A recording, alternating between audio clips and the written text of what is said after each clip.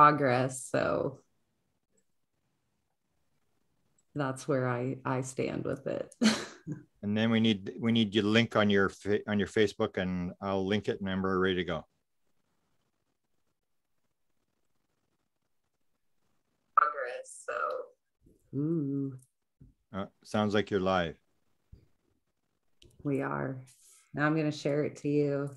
You got to put on. You're putting on my Facebook. Then I have to do it. Good. I'm a total package. I do it all, host and broadcast. There you go. Well, that's because you're young. Until the assistant gets an assistant. You got another 2-3 years and your kid can do it for you. Right. Or they call those free interns. Free interns, yeah. They're born with the ability these days.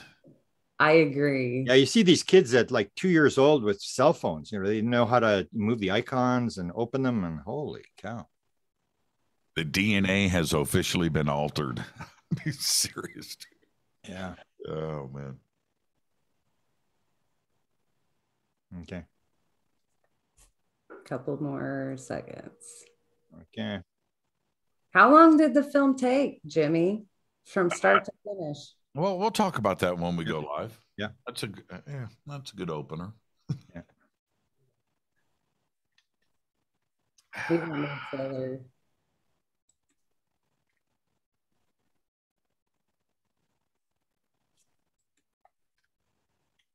Okay, we have one watching. It's on my Facebook. Do you want me to share it to yours? Yeah, I can. Yeah. Here, I'll share it to mine. Let's see.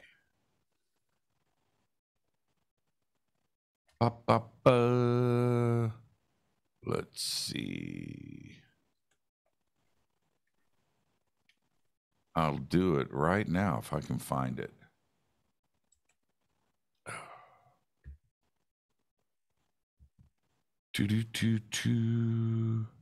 Grant, it doesn't let me send it to you. Okay, I've got it here. I'm gonna put it on, and then I'm okay. Yeah, Grant, I'm on your page now, or should I go to Nicole's page? Yeah, go to Nicole's. Got it there. Mine will be a minute, I guess. Should be on mine now. Nicole Sackage. Oh, there we are. There we go. There we are. I will share now public. Now I'll go in the chat room. There you go. For questions, Jimmy's people will show up there. All right. Let's see. Yeah, there we go. We are good.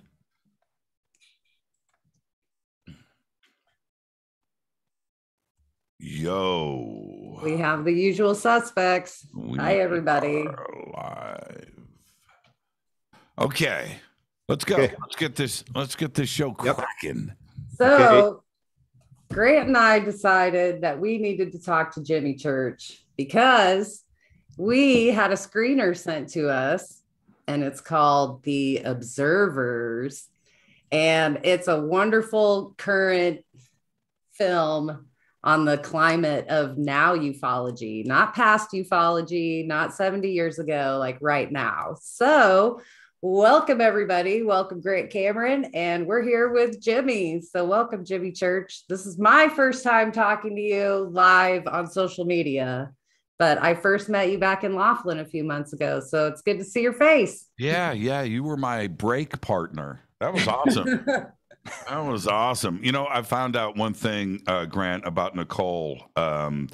You get her alone, and you can't silence her. It's kind of true. Oh, man, we had the most amazing conversations over that week. It was great hanging out with you, Nicole. It was amazing. And then right after that, I thought, you know what? She's got to be on Fade to Black. And I think we did that a week later and continued the bonding. I think our little robot versions of ourselves got a chance to hang out too. That was fun. Yeah, you pulled my avatar up on stage, and I danced. Yeah. That was pretty cool. That was pretty cool. Making contact, yes. And you're about to be at Laughlin again I think. In a couple days. Yes, for. Yeah. Well, so was Grant, but he's teleporting. That's right, both of you. I just did it yesterday, and I would tell you to watch about the last 6 or 7 slides. It's going to be a little bit of fireworks. I have no idea. I have no idea what Grant is talking about right now. That's your sneak peek, though. He said, watch the last 6 or 7 slides. That's where it's at. Because they've got me Sunday morning. So you know what it's like Sunday morning, Jimmy. I mean, everybody will be up at 3 o'clock in the morning with Jacques Vallée, and everybody sleeps in. So they'll probably miss the front of my lecture. So I make sure the back end of the lecture has a story. Have you ever talked to Sarah Cosme? Have I? Yeah. Not directly, no, but very interesting person for sure. I talk a bit about she and I did an interview, and then at the end of the interview, something happened, and she's now doing a second book. She's got an incredible story. She put her on your show. She's got some interesting stuff. Don't miss her lecture. She's Sunday afternoon, but it's very interesting. I have one question, and then I'll throw it to Nicole because she's probably got lots of questions. I want to start with the first question. You don't do that many interviews where you're on the other side of the mic, right? I don't, and I totally enjoy it. The pressure's not on me. And you know what I have found out? When I do get interviewed, it's the opposite of my show, where my answers, I get asked like 3 questions in 2 hours. Because my answers are 30 minutes each. There you go. That's the kind of interviews we like. So I'll just give you the opening here. Jimmy, this is just a conversation. It's just you, me, and Nicole sitting around a table, and we're having a chat. It's like we're at the Laughlin at the bar, the glass bar going out onto the walkway there. That's the hangout. Yes, we're just having a conversation, and that's all we're doing today. So, okay, Nicole, go ahead. Sitting at the Cove. And you've had 6 or 7 glasses of water, and you're ready to tell some stories. That's it. At the end of it, we'll still be friends. We'll still be friends.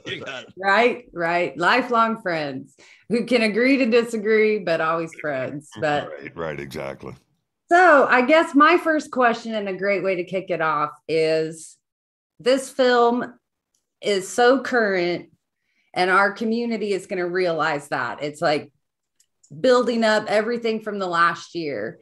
Honestly, how long did it take to put this together? Because it seems like so like dynamic, and it's done so well, like the editing, the music, all of it. Producer. What about the producer?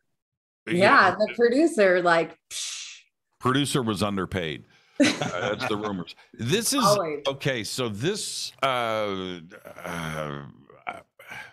me back up. About a year ago, I was approached. I was in the middle of doing another film at the same time, and I was approached to come in and be a part of this project. And they, Roger and Leon and Adrian, the team behind this, had said to me then that the idea was to shoot as much as possible in a very short time span later in the year, and then have everything done with the post-production, have the team in place, and then get the film so it could get released as quick as possible with the newest material possible. Now, that right there is an impossible task. And that's what every filmmaker would like to do, right? Get it shot, get it edited, get it released so it's current as a film.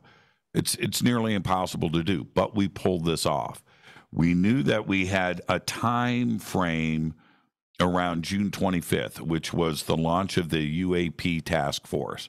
So that gives us September, October, to finish 2 months to finish the film and get it released for the premiere worldwide release, and that includes graphics, special effects, editing, promotions, all of this. It's an impossible, but they pulled it off.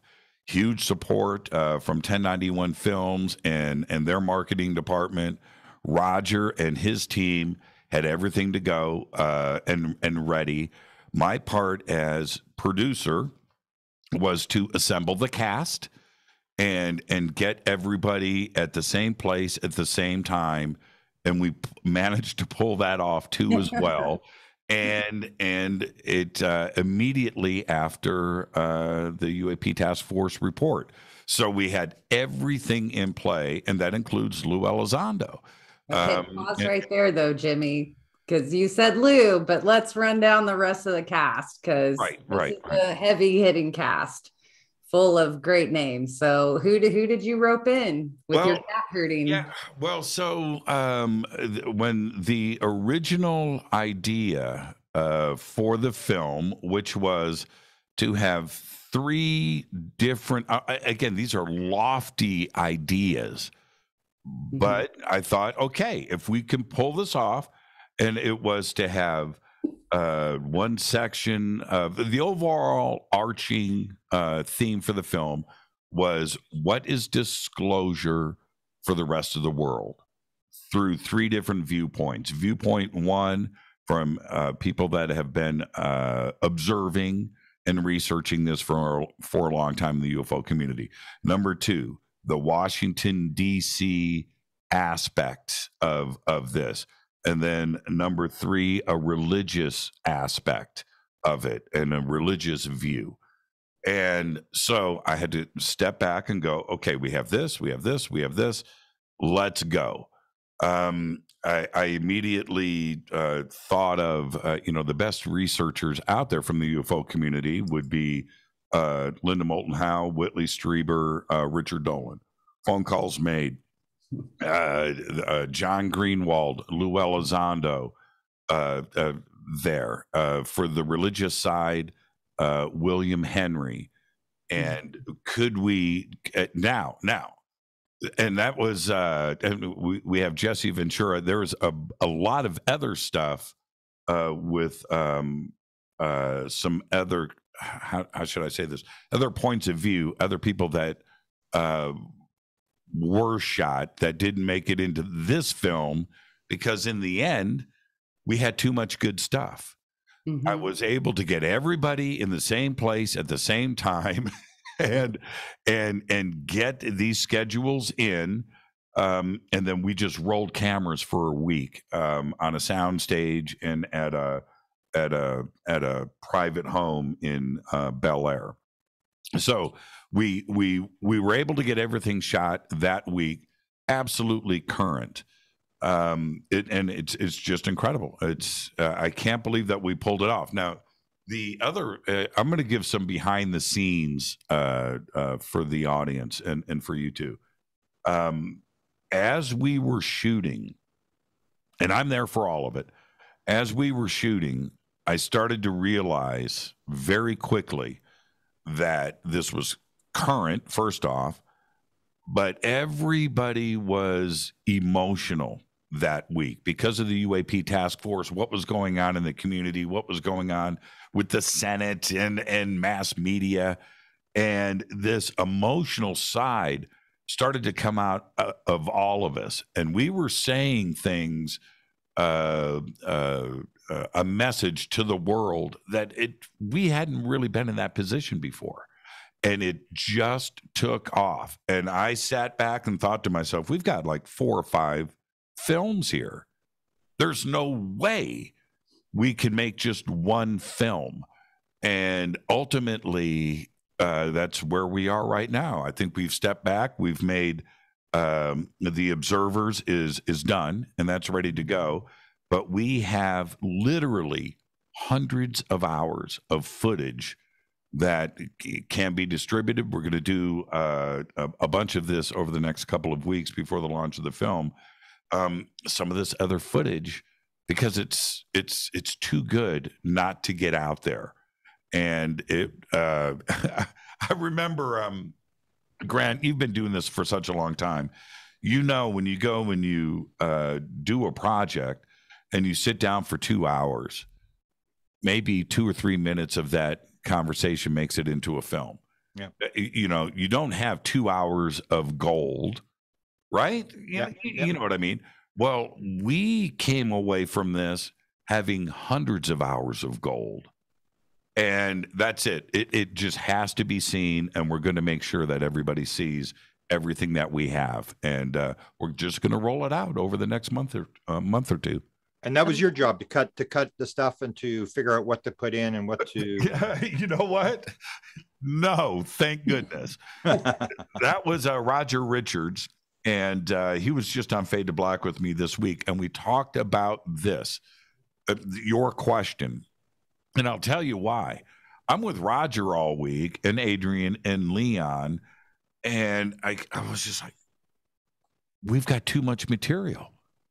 We've got a real problem on our hands. We've got too much material here. And I went back to Roger and I said, what are you going to do? What are you going to do? That was the question all week. Now, since the editing process and post-production, I've done nothing but laugh at Roger going, I don't want your job. You know, making choices here, trying to figure out what makes it into the film and whatnot. That's a big deal right now. You've got too much good stuff, and what doesn't make it in. But there will be an Observers Part 2. That's the thing, and it may be better than than this film. One quick question, and Nicole can ask: how did you balance out? Because you had people with pretty diverse opinions. You know, people who have sort of gone at each other on Facebook and places and Twitter. And how did that balancing act? Was that a tough thing to do? Well, I think that at the end of the day, that all of us, no matter what, have the same goal in mind here. Yeah. Right. Which is, you know, with the finish line is, let's get this secrecy out in the open. Let's get what is going on out in the open. Let's get a public discourse going on. We need to talk about ET, the presence here on Earth, and contact, and we need to move forward as a human race. That's the goal. How differences of opinion come in and cause discussion, that's what we did in this film. And to allow everybody not only their voice, but the respect of listening to everybody else. And let's just talk through this. And I think everybody, nice is one way to put it, but I think professional and respectful is another way to approach it, because we sat down. There was another section of the film just go ahead and put this out publicly. Some of it's out already. We had a round table. Okay. So it was myself, Whitley, Richard, Linda, Leon, and who am I? And William Henry, all sitting down, open conversation. Let's put all of our cards on the table. And we shot that for 3 or 4 hours, unbroken. Boom. Wow. And all the cards were on the table. And let me tell you something. There was some butting of the heads. But that's what respectful people do. Listen to somebody else. Listen to somebody else's opinion on this, and let the audience, let the world figure this out for themselves. And we did one other thing, and I've talked about this now, so I'll let it out. We had 2 or 3, maybe 4 dinners, 3-hour, 4-hour dinners, and we filmed it. That's what we used to do at the man. I'm just telling you right now, and I'm going back in my memory. What did I say? What's going on here? But those candid moments of friends sitting around, letting it all out, is some of the most magical things. But that also helped. These long dinners that went into, midnight, 1 a.m. One went till like 2. That bonding rolled over into the shooting that we were doing during the day, with the production crew. So yeah, this is a magical film on all fronts. We actually did the same thing. You have the same idea we used to have in the hotel room. Everybody goes and starts drinking in the hotel room, and we had the camera rolling. That's when we got Linda Howe with the famous where she jumps on the bed where she's talking about her cat in the portal. I mean, you get some pretty wild stuff when people sort of relax and they forget the camera's there and they open up. And so one question, and then Nicole can take over again. Was there anything that really surprised you that you didn't know when this came up and you went, oh my goodness, I didn't know this was going on? Or somebody makes some disclosure? Yeah, there was many moments like that in this film, and one I'm not sure. No, this didn't make it into the film. This is going to be released with the extra material over the next week or two, and I'll make sure that some of this stuff comes out. But there were some moments there in this conversation where Linda had written in one of her books about containers with souls. Okay. And then Whitley starts talking about his experiences. And then William Henry jumps in and brings up the biblical historical references to this. And then to watch the three of them start to connect the dots in a conversation about what this really means. And now, as somebody like myself who has done, thousands of interviews, most of them with Grant Cameron, by the way, I'm the guy out over the years, where I think that I have got things sort of figured out, not figured out, but where I've heard enough where I could be a part of this conversation is what I mean. And I had to sit back. I had to be the fly on the wall and listen to them put this together was absolutely incredible because they were having their own revelations, right? and putting this together. That was a lot of fun. That's always the best part of getting the groups of people together is that sort of, you can't even plan that kind of magic, but Jimmy, you touched on one important thing to me when you brought up kind of the overall narrative of this film. I think that hits with a lot of people these days. That's why I get asked, why are you in ufology or why do you stay in ufology? Aside from my personal experiences, it is that place where science and government and politics and religion all bleed together. And I do think if we solve the UFO mystery, we pretty much save the world. Like I'm on that kind of level with this. And so I watched the film 3 times over a few days, and it really does reflect. I think there's the haters in the community that like to say we're fractured or that these lines that we all draw in the sand can't be crossed. Right. But I do think that is reflected in this film, all these coming together of, like you said, the spiritual with William tying that all in. And I know the current narrative, we hear a lot from experiencers, and Grant and I kind of try to champion that. It's like, why aren't we hearing from experiencers? How does this tie in? And I think one of the most important lines from the film was brought up by Whitley. And I won't give him a direct quote, but I wanted to get your thoughts. And he kind of phrased it, if we do get disclosure, what does that mean for contactees and experiencers? Do we get considered, or do we get thrown into a group where we're considered associating with hostile foreign powers? Right. That's a very powerful question. We've that's looked to our past on how that has worked out in certain scenarios before in humanity. So that one really got me. It's an interesting point, and I'll tell you how the film with Richard's brilliant flow that he did throughout the film, the tie-in of what Whitley's talking about actually comes from John Greenwald and Lou Elizondo. And I'll tell you why. You have to look at it in this perspective. Lou and John, and I'll throw myself in there too as well. The three of us over the last 4 years have not agreed on a lot of things. Okay. And some of this stuff has gotten a little bit ugly in the UFO community. But John's diligent work with the Freedom of Information Act and his contacts into the Pentagon and the CIA was bringing a lot of stuff to the table. You have Lou Elizondo, again, same goals, right? The same goals, but different methods going on here.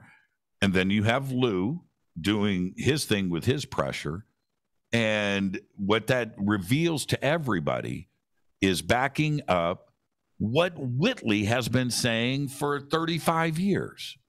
And all of this weaves together. And the way that, now you guys have seen the film, and so you'll understand what I'm saying. But for the audience, you need to watch it, because there is a method to this madness that Roger does.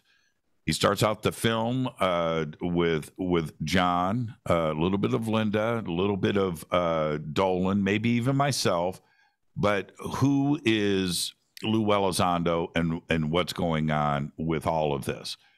Because if there is something that is being buried inside of our government and the DIA and the DOD that is now starting to bubble to the surface, what is it that they know?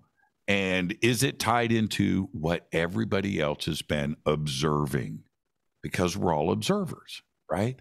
And that dovetails into Whitley's, also Debbie Cobble at the end of the film, and huge props to Debbie. But it allows people like Whitley to come forward and say, look, the government is saying this now. We, as a community, have been saying this for a very long time, and this is an opportunity for all of us now to feel safe, to feel good, and to know that this is now part of the public conversation, and we no longer have to be in the background as observers and experiencers. And the way that Roger weaved this story, even pulling in JFK, right, and the section with Jesse Ventura, what does JFK have to do with UFOs? Well, we can make JFK part of the UFO question, and we've done that. But that's not what happens in this film. It's about secrecy. And if the government can hold something back like this, then there are other agendas that can be treated that way too. And that's the film. And that's why Whitley, Debbie Cobble, and other experiencers out there can now hold their head high and have a public conversation about this and not worry about not only ridicule, because I've been very angry about how this community has been treated, but not about that. Your friends, right? Mm-hmm. Your family, the people that are around you. There's no reason to have this dark secret, the elephant in the room that nobody wants to address. Well, now we finally can. And the film really handles that well. Can I ask a question, a related question? It's sort of off the film, but it's sort of related. I don't know if you saw the article. There was an article that was just released with Chris Bledsoe, who you've interviewed. You know Chris Bledsoe mm-hmm. and his family, mm-hmm. his whole story. And in this, they quote him as saying that the government came to him and said, they don't like us. They won't talk to us. So we'd like to talk to you because you're they seem to like you. Mm-hmm. So I contacted Chris. I said, Chris, did they actually say that to you? And he said, yeah, a lot of agencies came to me and said basically that they're not talking. And it was interesting to me because I got another high-level official who hinted the same thing. So can you define what you mean by government? And then let's sort of reference to you've had a lot of contact with Lou Elizondo. Do you think this is possible, that the government is cut out of the loop, or what does the government actually know in terms of what you've been able to establish? Yeah, that's a really great point. And in some of the clips, it may even be in the trailer. I don't know if it's in the movie and if it's just in the trailer, but there are some clips out there where I make a statement, and I mean this too. after years of ridicule, right, and teasing of this community, now they want to be our friend, right? No. And by anybody approaching Chris, from that side of the fence and saying that, what do they expect? Right? What do they expect? I don't think that this community is ready or anxious to just jump into the sandbox with Washington, D.C. at any level. Trust comes over time. And if they want to have that image with us, it's not going to happen overnight, no matter what you do.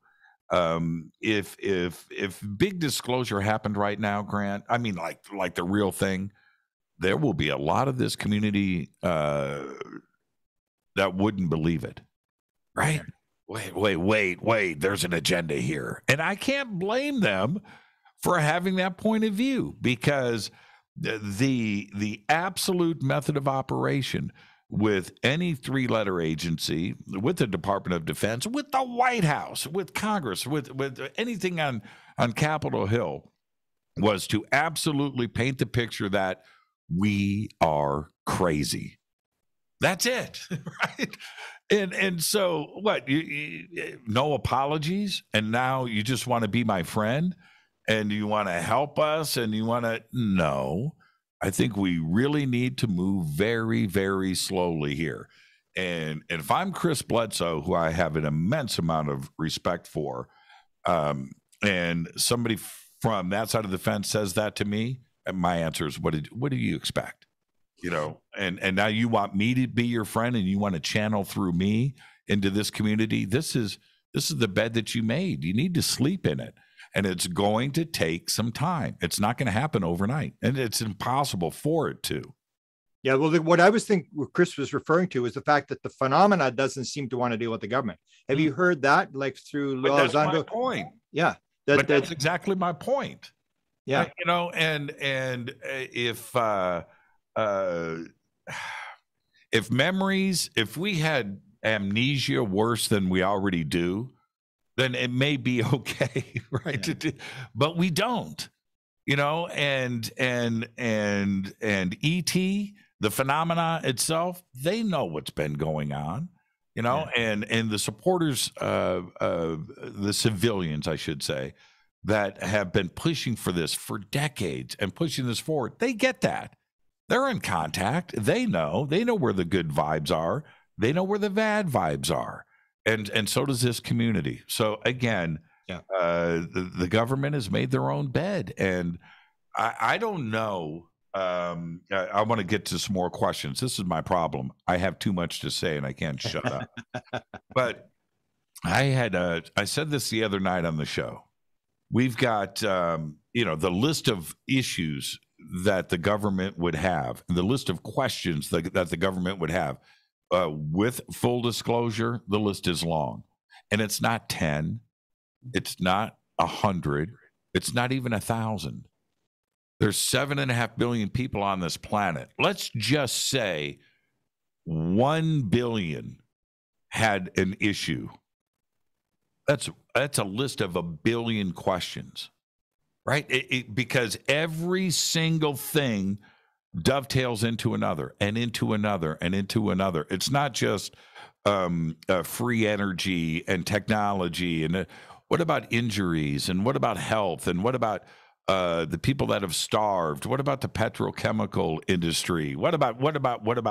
We can go on and on and on, and the lies and the answers and the things that it's incredible, and that's one of the stopgap measures that the lines in the sand that we are confronted with. The government knows this, so if there is a disclosure, how do we deal with it? How do we deal with the lawsuits? How do we deal with the thing? It's a big problem. And it's something that needs to be addressed seriously. Right. And this is kind of what I mean when we talk with so many people, and it always comes up like, I know that a big portion of the work we're doing now is for the future. And I know everybody kind of rolls their heads at that, but it's like we have to start now so our children have more to build on. So experiencers, this is ongoing, it's not going to stop. So I love that tie-in. We do have to pass the torch. But Jimmy, I know we said we'd only keep you for about an hour and you've got a lot of stuff to do, but since you don't come out and chat for very long, and you know that Grant and I kind of have some ongoing work with triangles and research we're doing on that. And I know you have a triangle story, and I'm hoping you'll share it with us so we can, pick and choose and maybe put it in book 2. I got you. Okay. Black triangles, body mark triangles, lights in the sky that start as orbs and then form triangles, chevrons, right. Pyramids. I know you got something. I have, this goes back to 1996. And this is what happened. I'm fully, right during this period, alien autopsy film, and things. And we got together, the company that I worked for in Monterey, California, for a weekend of brainstorming. And there was about 100 of us at this hotel on Cannery Row in Monterey. And it was like a Saturday. And the company said, okay, everybody is off today. So take out your company credit cards and go and have some fun on us. I was like, okay, all right. I got my company credit card. So I got 3 or 4 of my friends together, and we rented mountain bikes, and we were going to, and we did, pedal down the coast and go to Pebble Beach and then turn around and come back and just have this thing, right? Okay, sounds good. So we're going to go see the golf course and come back.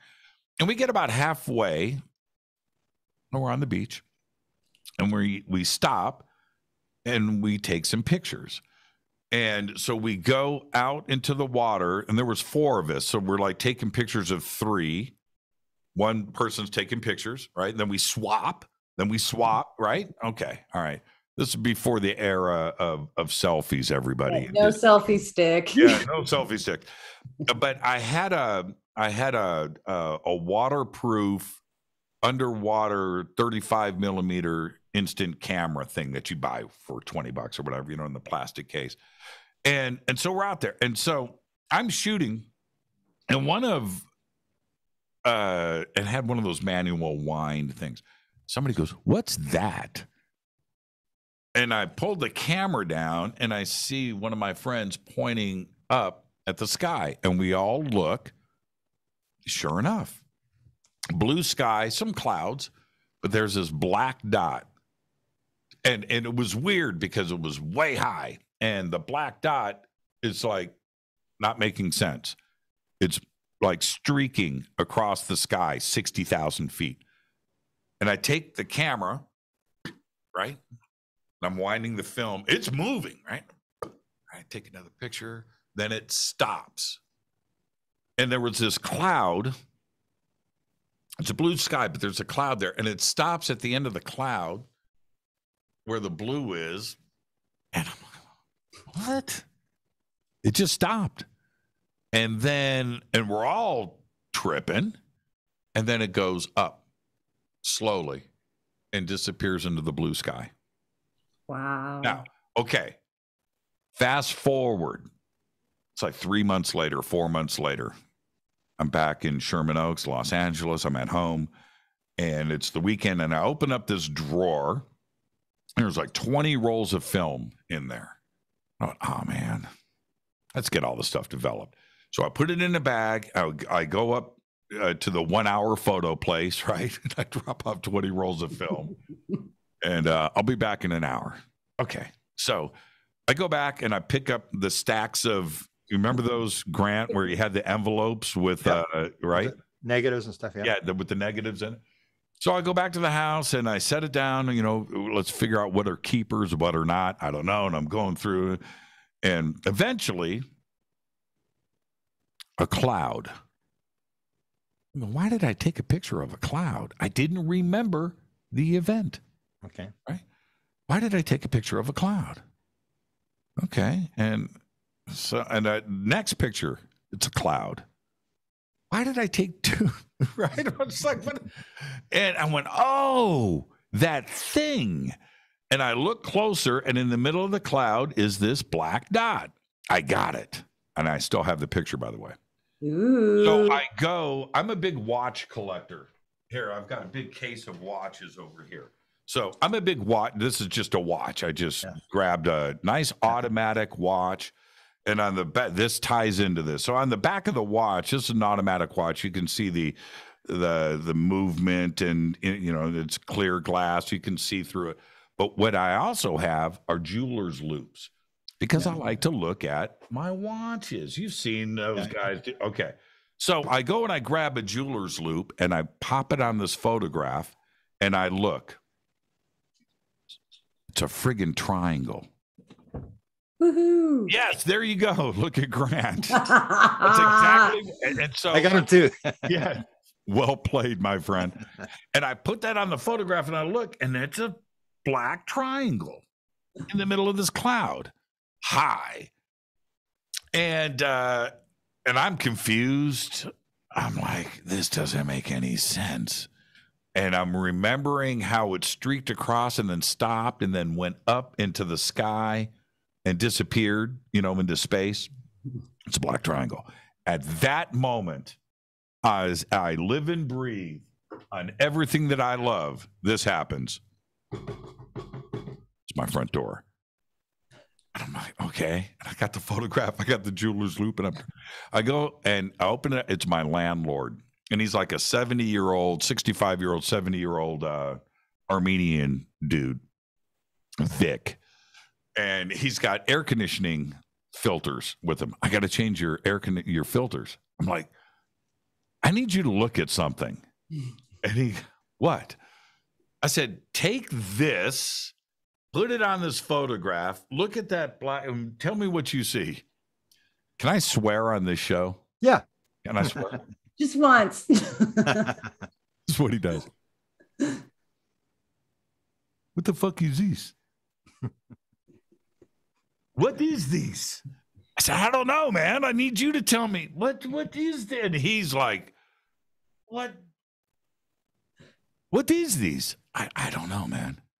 And is it a pyramid? I said, I think it might be. I don't know. I don't know. And I have the photograph. And to this day, and this is the brilliant thing with that sighting. It's on film. Ooh. That's a big difference. This is not, this is film 35 millimeter. The only, the whole bummer is it wasn't like the big 35 millimeter real camera, right? It was just the plastic, disposable. So you got the cheap lens and everything. But I got it. It's captured. It's there. And that combined, okay. So I've got all the shots, right, of me and my friends, standing in the water, and I've got all that stuff. About 5 years ago, I'm at a conference, music industry, and I'm with a couple of my friends that were in this picture. And so we're all standing around, and they want to know about Coast to Coast AM. They want to know about Hangar One. Excuse me. What it's like to be doing this in this community. And so that's what we're talking about. I said, do you guys remember 1996, Monterey, when we saw that UFO? And we're like, what? We were taking pictures, and Bob, you pointed and said, what is that? He goes, what? I don't remember that. And through all of my excitement, and I'm going, guys, I got the pictures. All of us were standing we were on bikes. Yeah, we rented bikes. We rode it. They didn't remember any of it. They didn't remember the bikes. They didn't remember. I got the pictures with these guys in, you know, and they, how is right? A little bit weird to me. A little bit weird. Can I throw in a question here quickly? Because were you into UFOs at the time? Oh, fully. Oh, you were. Because you know that when we did the book, we have Billy Cox. That's how he got started. You know that, eh? Like all these people that are main players. Green Street, that's how he started. He saw this thing doing at the film. Right. And Lee Spiegel had a major UFO sighting. And it was like this thing, like, are they picking people who are like in media, in, you know, writers, because they want the story out? Do you think that was a random event, or do you think that was? No, I don't feel like it was a random event. And at that point in my life, I knew that I was going to get into radio. I was into music production at the time. That was my job. Yeah. But in the back, I was already making plans, right? I'm already doing a talk show in my car when I'm driving around, right? I'm practicing. and I knew in very short order that I was going to change careers and I was going to get into radio, and I was already plotting how that was going to happen. Absolutely. So back to your point. All of those guys, and Billy Cox, you know, that thing with him at NASA in Cape Kennedy in Florida is an incredible story. So was Lee's. Green Street. They're all very similar together collectively. Lee's and mine, although it wasn't up close, it's just like with those guys and with me. That's one of those seminal events, you know, that it just sticks with you. The thing with me, Grant, and I got to emphasize this thing was hauling balls. It's going across the sky at that altitude at a speed that it's not measured in Mach. Okay, it's in Plaid, right? And it's moving and stopped. This thing stopped. You know, and then went straight up, it stayed there for seconds, right? It was just sitting there and then went straight up until it disappeared into the blue sky. Was there any sound? No, it was 60,000 feet. No, like echo of a sound, you know, like you said, the sound barrier, because that's what I always do. It's like you hear the sound and you're like, where is it? And like... That was the other theme, you know. I think we interviewed all but one person, you know, had no sound. So, well, I want to go back to the observers for a second. This actually, anyway, the idea behind the observers is this isn't a film that's made for the UFO community.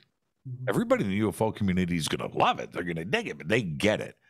This is a film made for the rest of the world. Yeah. We don't do historical cases. We're not doing that. We're not bombing people's mind with facts. We're not doing that. Mm-hmm. This is an emotional discussion about disclosure. This is for the planet. This is for the world. And I think that as people start to watch this film outside of our UFO community, they are going to start thinking about events like mine in Monterey, where that conversation now starts around the table. Do you remember that time when do you remember that? You know, outside of our community. And do you remember our neighbor, Bob? He had that strange job. You remember that guy? Okay. That's what this film is going to do for the rest of the planet, because my experience, my 3 friends, there were 4 of us, my 3 friends that were with me, they went through they're not part of the UFO community, right? They're not going to conferences. Yeah. They're out there doing their own thing in the real world. And people like that are going to see this film and the conversation's going to start. And I think that the idea behind the title of the film, and this is Roger, The Observers, we are all observers, all of us. So everybody. Yeah, let me ask a related question. Before the show, we were talking about Jimmy Church goes to TikTok. Can you talk about that? Because you're talking about the new audience. You're going to TikTok, so tell people what you're doing. Yeah. Marketing. Today there are. You can put a movie trailer on TV, right? You can put a movie trailer on the internet and go. That's the previous world that we lived in. Today it's different, and so part of the marketing here, and there's a lot of things that are happening at the same time, is that I'm going to jump into the TikTok world, and I'm going to do some TikTok stuff for the marketing firm. And that's exciting for me because, Grant, you and I know we can say this in front of Nicole. We don't want to admit this, but we are the old dudes in the room. Yeah. Right? Okay. If you and I walked into a nightclub, they would go, old dudes are here. Right? Okay, that's who we are. Right? Yeah. That's okay. That's fine. But there is another generation here, and we have to not only understand or try to understand, but respect and know that they are taking this thing. It's a passing of the baton. That's it. This is the cycle of life, and the way that they see their world today. Their friends, their family, their relationships, everything happens here. Yeah. It's just the way that it is, and that's fine. And we need to recognize that. If you go into the TikTok world, go into the Instagram world, or go into the Twitch world, you jump into these things that you and I know nothing about as the old dudes in the room. Yeah. There is a huge, vibrant, strong community looking at ETs and looking at UFOs and looking at conspiracy. And they are asking all the right, relevant questions, the same ones that you and I have been dealing with for 30 years, 40 years, right? Yeah. They're doing the exact same thing right now. And they're the ones with the open minds. They don't have the, the old view. It's almost like Max Planck said, science advances one funeral at a time, like ufology. It's exactly it. And you know what? How can there be a different question than, are we alone in the universe? You can't ask that question a different way, generation to generation. They're going to have the exact same questions that we are. And they are on the same road, the same path. The difference is they were born into the internet age, right? They were born into Transformers, right? They were born into a media landscape that was different than when you and I started to come into this, where I think that in a general sense, everybody, all of those Zoomers, right? The Gen Zers, they call themselves Zoomers, Grant. Did you know that? No, I didn't even know that much. Yeah. Called Zoomers. That they're starting from the other side. We are not alone. Of course, we're not alone. Yeah. They want the proof that we are alone. Where our side is, we are not alone, and we need the proof that we are not alone. They're on the other side. Yeah, no, but that shows that we've been doing our work for the last few decades. The message is getting through, whether it's, your time to be awakened, or, it's the cold hard evidence that our community has amassed over the years. I know I was amazed.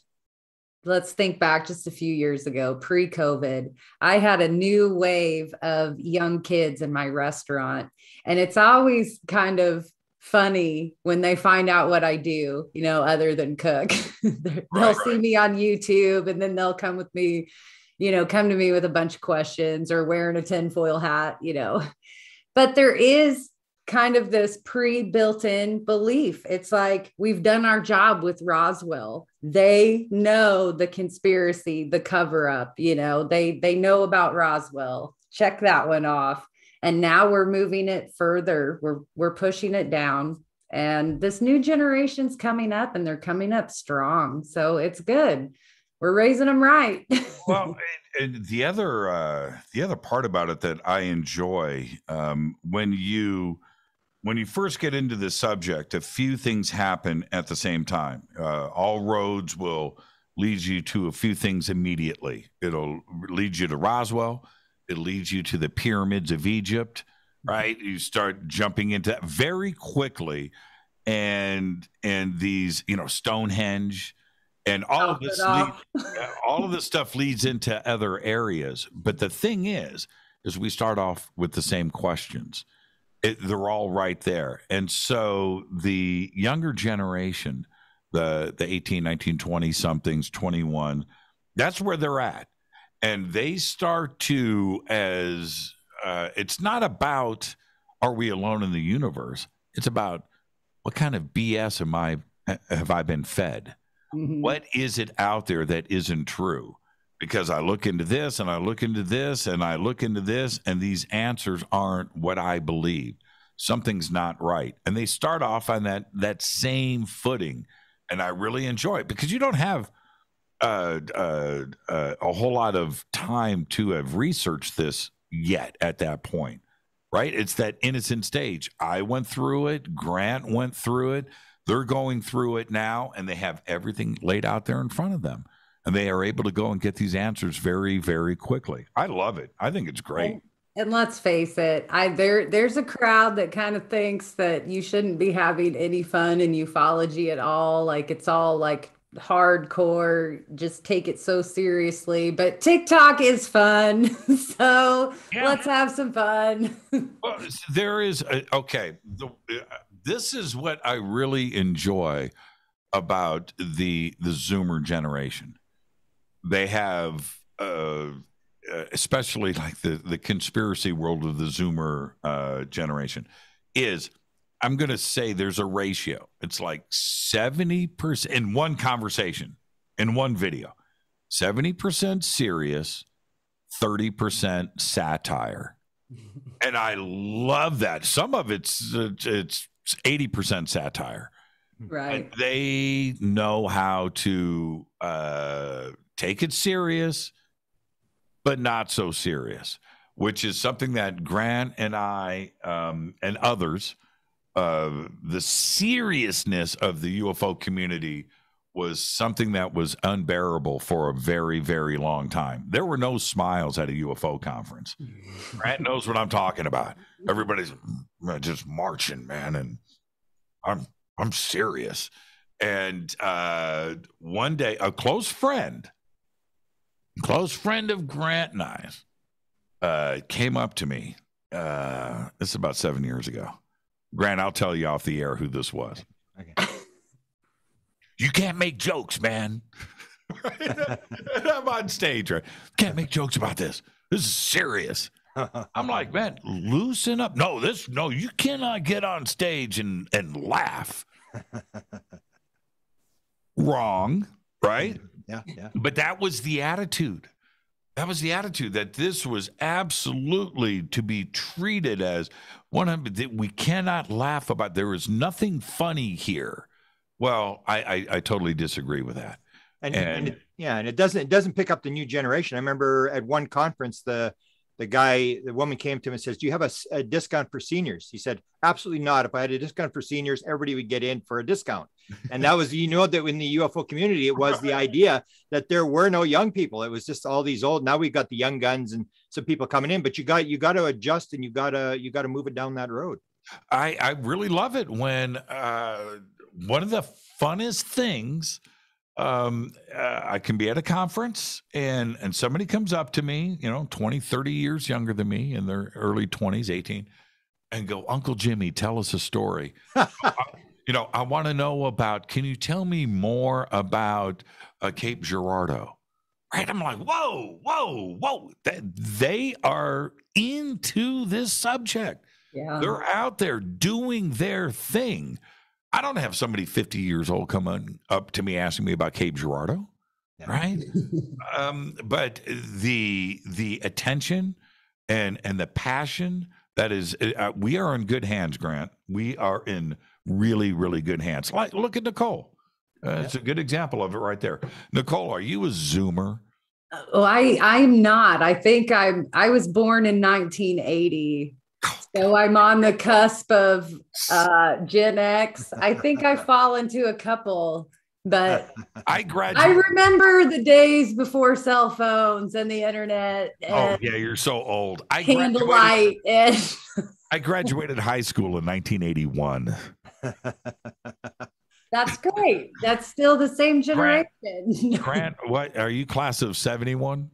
72. 72. So as my lecture at the next week for Paula is what I learned in 47 years of UFO school. And I said, it's been so long. When this thing started, when I started, I had hair. I mean, it was that long ago. It was like, right. It's like incredible. We want to respect your time. So I want to ask you two quick questions. One is, you're a busy guy. How many hours a day do you work at this thing? It sounds like you're always at it. And the other question I have, and we always have to ask these questions, do you think you have a friend that you may have talked to that may actually have some real evidence in terms of having seen a craft, having been, you've got a lot of people talking to you inside. Do you think we actually have the evidence? Okay. I'm going to get to that second part. I want to write that down so I don't forget. Okay. I work about 18 hours a day. Wow. 18 hours a day, 6 hours of sleep. And then I get up and get straight to it because I broadcast Monday through Thursday. Monday through Thursday is absolutely 100%. Those are show days. Those are production days. And that's a full day's of work. Then this goes on 7 days a week. So Friday, Saturday, and Sunday are my non-show days. But there I am either at a conference, I'm filming, and I'm on the phone. Something is going on, and then I'm also booking and researching for the next week of shows. So it's been this way now for almost 10 years. And now doing TikTok. And not doing TikTok. And so it's a 7 day a week thing. And so immediately when I get up in the morning, I mean, first things first, coffee. Second, email. Yeah. I've got to plow through all of that and then get this show set up. There's a lot of writing. There's a lot of research that has to go on. There's sound checks that have to happen. There's always technical issues in the studio that have to be addressed. And that's an all day long thing. And I don't end until 10 o'clock at night. Then that's my dinner time. That's everybody else's 5 p.m. is happening for me. And then I've got to turn around and get to bed as soon as I can, midnight, and then up at 6, up at 7, and turn around and do it all again. But your new show is doing well, right? You're up at the top of the charts. Nicole gave me the numbers. You made, what was the list? You were on some awesome. Yeah. That happens every year. Yeah. Pretty good. Well, look, declined. The thing is this: we've been doing this for such a long time now that if you are there every night at a designated time, and you do this, where people now are depending on you to be there at a very specific time, you're going to grow. And we've been able to do that. We have been doing this 4 nights a week. And I'm not even counting, coast to coast or any TV or anything else that goes on. That doing this 4 nights a week for so long, it is, how do I say this the correct way? I do what I want to do. I talk about conspiracy, UFOs, time travel, food, guitars, music, and bad films. And if I can do that, if I can talk about UFOs and Pantera and quality Italian food in one show, then I am discussing what makes me me, right? Yeah. Well, what I found out is there are a lot of people out there that actually enjoy the same stuff. And so we've been able to grow. So those rankings and things that you guys are talking about, we've slowly climbed up of those numbers over the years, and now we're sitting in a pretty good spot. And it's only hopefully it's going to stay there. Okay, now give us disclosure. Okay, evidence. Evidence. This would be your belief system, not but you believe. That's what everybody always coins it as. I would believe. I'm going to say this. How do I offend everybody at the same time?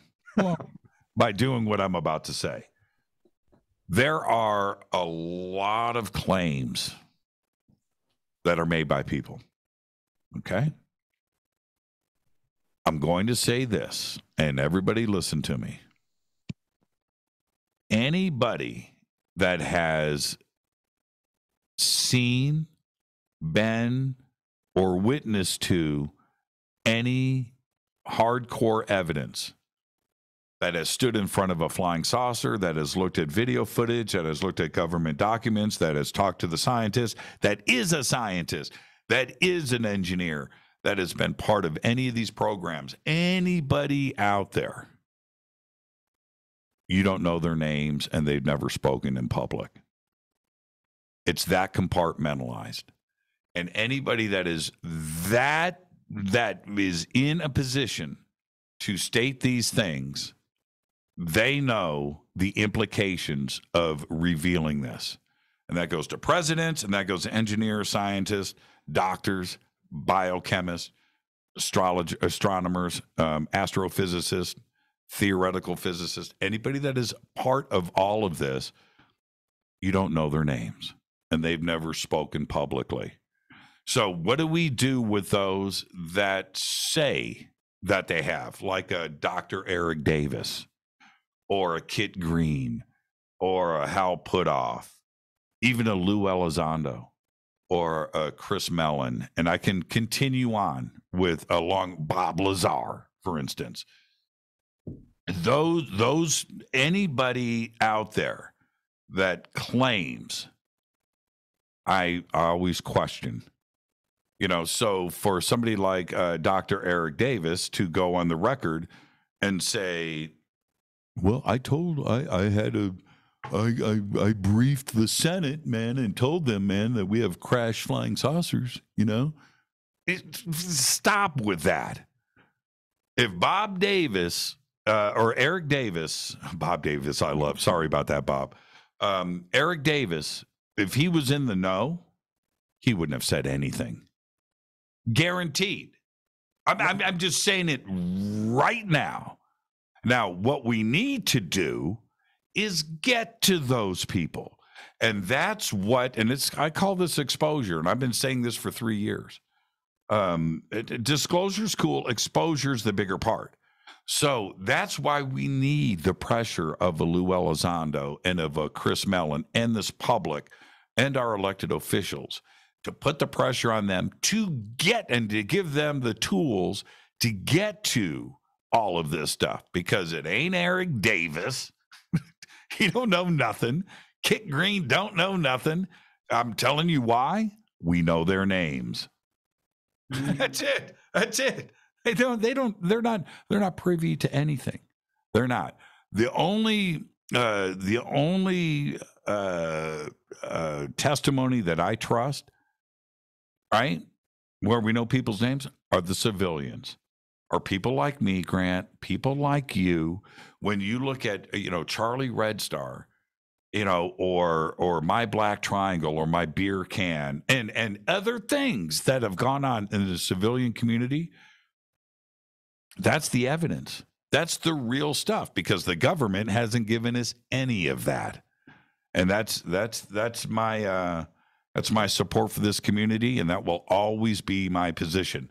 We need to let's get around the BS artists like an Eric Davis, move around them, and let's get straight to the good stuff. And right now, with the new intelligence budget and the tools that are being applied, And I think that enough of the secrecy now has been talked about where this can't continue. And hopefully Capitol Hill is going to continue to adopt and adapt to where we are and stay with what has been written into the new budget. And we will continue to apply that pressure, and we are going to get this information out into the public. Woohoo. And there will be an observers 2, 3, 4. Well, I got Roger Richards to go on the record about that. There has to be an observers too. I know that the production company and the film company behind this, they're looking at this and they know what we've shot, and they know they want an observers too. And so that's happening. That is definitely happening. It is. It's going to be a great run. And I want to say this though. Listen to our UFO community. When I say these things, I say it with compassion, and I say it with in a non-cavalier way. But you have to understand that it is such a buried secret. It is so compartmentalized. It is out there in private industry, and it is away, and it is diced up and cut up. And this information is out and is completely buried. And it's done that way with intention. So if anybody comes out and says something, I'm telling you, don't trust that. Don't. Right. The people really in the know, they are, you don't know their names, and they are sitting on secrets, and they are not going to talk about it. If you are the president of the United States and you are given this information, you're going to go on the record and say something about it? No. That is a secret that's going to stay secret. You're not going to talk about it. Neither is Putin. What do we refer to that? I always called it the Canadian government effect. You know, they've got the goods. They just shut up for decades. And now you have your Wilbert Smith book out. So you're exposing them a little bit. But Jimmy, I just have one more question to wrap us up here. When's the release date? When does everybody get to see it? Yeah, November 18th. It got pushed back a week for a couple of different reasons. Nothing a big deal. Just some more marketing time. So November 18th is the worldwide release date, which is on a Thursday. And we're going to have a big worldwide release party on Fade to Black. And that's going to be out with the marketing company. So Fade to Black is going to go out to all of these other channels and networks. And I'm going to get out there doing some interviews too as well. And thank you for talking about this today. But yeah, November 18th. And today is I was just looking. Yeah. So it premieres on the 18th, and then the following Thursday's Thanksgiving. So I know what everybody's talking about over turkey. Man, I'm excited about this. I'm excited for the community, and I'm excited for the world. And you guys have seen the film, and I think that hopefully your take on it is my take, that this is for the world. And there isn't a bunch of facts and case history that's presented here. It's not that. It's just a conversation for everybody to get started, and hopefully it hits you guys the same way. Yeah, it's a masterpiece. Thank you so much, Jimmy, for coming on. And yes, we'll share all the links. It'll be exciting to engage in this conversation over the next weeks and months to come. So thank you, Jimmy. Thank you so Grant. much. Thank you, everybody tuning in our audience. This was a wonderful way to spend my Saturday morning. So thank you, guys. Thank you, Grant. Thank you, Nicole. No, that's good. That's just the recording. I think we're still live. Oh, we're still live. Okay, there you go. Yeah, we appreciate your taking time from your busy day, Jimmy. You don't do many of these, and